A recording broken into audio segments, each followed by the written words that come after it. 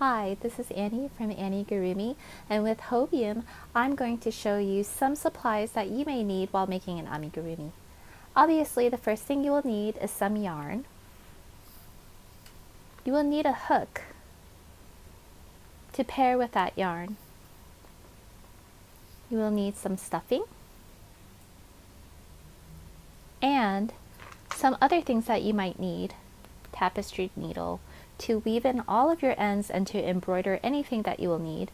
You will need a pair of really sharp scissors so that you're able to cut the yarn very nice and neat without snagging it. And I highly recommend a stitch marker so you don't lose your place. Some other things that you might need. I have a notions container here full of different things that sometimes I use for my amigurumi. So I have these wooden labels that I like to put on mobiles, like things that are hanging up on the wall, or little amigurumi purses that I make, keychains as well. And these are brads, which are lovely to add embellishment to your amigurumi that you can stick in, and you separate the brads, but you have to make sure that you glue it into place with really good strong glue. And also these are not for small children because it's a choking hazard. So the same goes for amigurumi eyes. So I have a variety of different eyes here. So these are things that you can buy online in bulk, and they come with a washer. So basically you would stick this into your work, and then on the inside of your work you would place this through to lock it into place. But these are still choking hazards for young children, so I highly recommend that you embroider for really young children.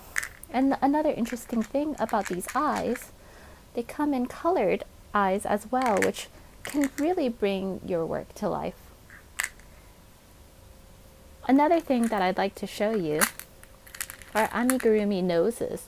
These are the same thing as the eyes, except if you wanted to have like a teddy bear or a lion, you can stick one of these noses in to your work and then use the back washer. So make sure you put it into place exactly where you want it, and then you lock it and secure it with this.